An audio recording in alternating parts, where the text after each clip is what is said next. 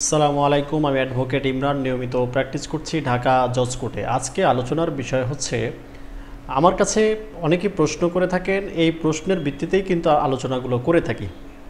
তো এর পরিপ্রেক্ষিতে দেখা যায় যে একই বিষয় নিয়ে অনেক সময় বারবারও ভিডিও তৈরি করতে হয়, কিন্তু একটু অ্যাঙ্গেল থাকে। হয়তো দেখা গেল আজকে একই বিষয় নিয়ে অন্য একটা সাজেশন দিলাম, ওই সেম বিষয় নিয়ে হয়তো পরের দিন আরেকটা সাজেশন দিলাম।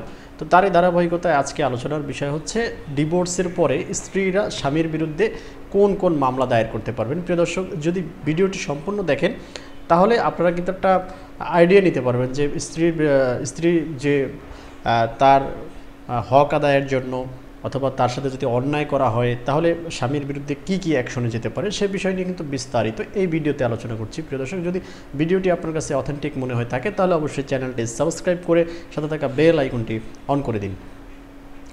প্রিয় দর্শক, যদি দেখা যায় যে আপনার হাজব্যান্ড আপনার সাথে অন্যায় করেছে, হতে পারে যে আপনার সাথে সে কী পরিমাণে অন্যায় করতে পারে। ধরেন আপনাকে যৌতুক চাইলো আপনার কাছে, যদি আপনার কাছে একটা নির্দিষ্ট অ্যামাউন্টের যৌতুক চায় যে আমাকে এই টাকাটা দিতে হবে, না হলে তোমাকে আমি ছেড়ে দিব, তোমাকে ডিভোর্স দিয়ে দিব। অথবা দেখা যায় যে এই বিষয়টা নিয়ে সে মারধর পর্যন্ত করতে পারে। যদি এমন সিচুয়েশন দাঁড়ায় সেই ক্ষেত্রে কিন্তু আপনি চাইলে যৌতুকের মামলা দায়ের করতে পারবেন, এবং যদি আপনাকে মারধর করে থাকে এবং তার যদি মেডিকেল রিপোর্ট থাকে তাহলে কিন্তু আপনি চাইলে আপনি নারী নির্যাতন মামলা দায়ের করতে পারবেন।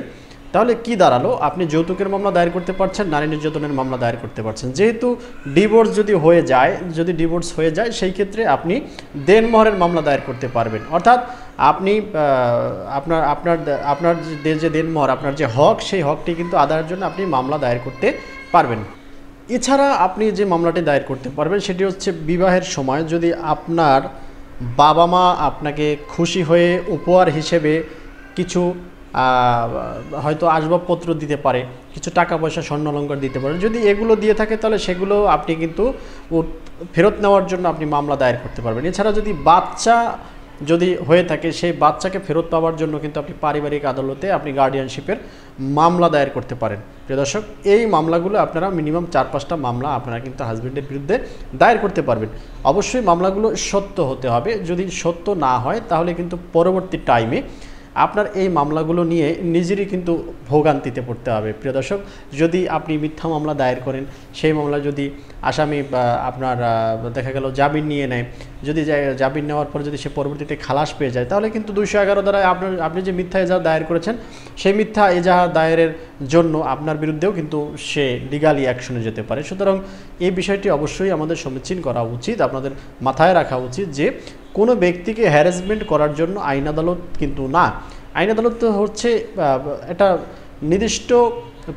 সুনির্দিষ্ট প্রতিকার দেওয়ার জন্য। অর্থাৎ আপনি লুজার হয়েছেন, কেউ আপনার ক্ষতি করেছে, সেই ক্ষতিটা আপনি নিজে পোষাতে পারছেন না বিধায় আপনি আদালতে উপস্থিত হচ্ছেন, এবং আপনাকে কেউ অন্যায়ভাবে মেরেছে, অন্যায় করেছে আপনার সাথে, সেইটা আপনি নিজে না করে আইন অনুযায়ী আইন আদালতে গিয়ে থানায় অথবা কোর্টে গিয়ে আপনি কিন্তু এটি মীমাংসা করতে পারেন মামলার মাধ্যমে।